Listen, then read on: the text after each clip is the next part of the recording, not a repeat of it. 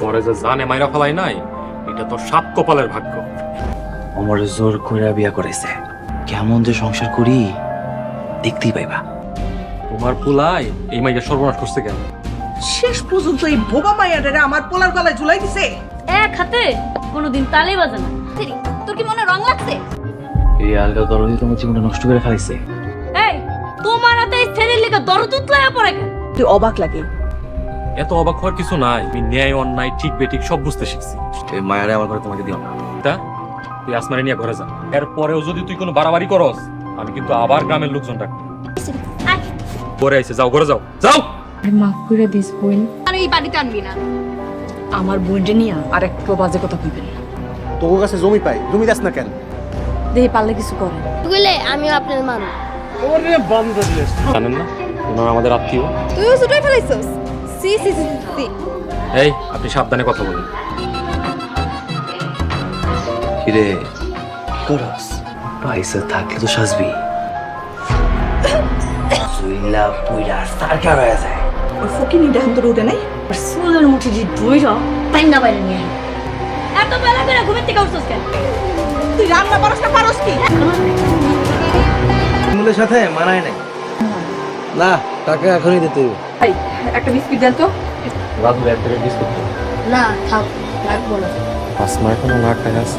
তাড়াতাড়ি চলে আস। এনে খানা দিছিস কেন তুই?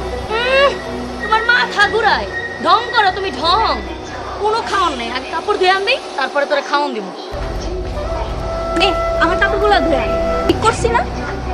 একদম কামের কাম। কি হইছে? আবার রুচি খারাপ মানে? এইসো সেই বউয়ের কথাই কইতাছে। অনেক করে কষ্ট দেও নাই, পুরা লাগছে। তুই আমার বাড়িতে কেন আইছস? আমার বোনকে খাওয়াইতে তুই আমার বউরে নিয়ে যেতে চাস? চুপচাপ কাম করে না। তো মাইরা খান যদি খান খান করস এমন এক থাপ্পড় দিমু। মাইয়ার লেগা আমার মাইয়ারে মারবি? বাড়িতে খুঁজতাছি, কোথাও পাইতাছি না। এই সেরি খারা। এই তুমি এসব কি শুরু করছো? তাই বলে রাস্তাঘাটে মেয়েটারে মারবা? আসমার কি হয়েছে? তোর খাই কথা না কয় খা, নাহলে খাওয়ান নিয়ে যাও। আমাকে বিরুদ্ধে আপনার উস্কানি দিছে, পরে আমাকে বাড়িতে আসতে নিষেধ করে। আর তোর জিব্বা কিন্তু টাইটা ছিঁড়া ফেলাম। স্বামী না চাইলে নিবা কেমনে কইরা? এখন আমাকে বাড়িতে যা, যা কইতেছি। পরে দিয়ে ভিক্ষা করামো। আচ্ছা বউ, নাজমা জমিটা কি পামু না? টাকা লিখে দিব মানে? হব্বা, তোমার জায়গাটা আমার লিখা দাও। খাটটা ধরে বৃদ্ধাশ্রমে দিয়ে আসমু। কাইন্দা লাভ নাই, ভিক্ষা করবি। আসমা তুই ভিক্ষা করতেছস কেন? আজ থেকে রোজ রোজ তোর করে যাবো। আপনার ভাই শিমুন মুন্ডে দিয়া ভিক্ষা করাইছে। দুনিয়ার কোনো শক্তি আমরা ঠেকাইতে পারবো না, আমি ওরা খুন করবো। ভিক্ষা ভিক্ষা করাতে নিয়ে গেছে। ওই ফকির যদি ঝামেলা করতে আসে, ওরে দিয়েও ভিক্ষা করাবো। তুই ভিক্ষা করবি, তোর 14 গোষ্ঠী ভিক্ষা করবো। জানি কেন অনেক বেশি শান্তি লাগতেছে। এই সারা বেশি কথা কস কেন? ভালোই ভালোই জায়গাটা দিয়া দে। কাঁদিবি না? যা তো কোন আমাইতে। এই তুই কি করছো? ওরে দিয়া যে ভিক্ষা করাইছো না, একদম উচিত কাম করছো। ওই তুমি দিয়া এই তুমি আইছো। বা আমি আর কি করব?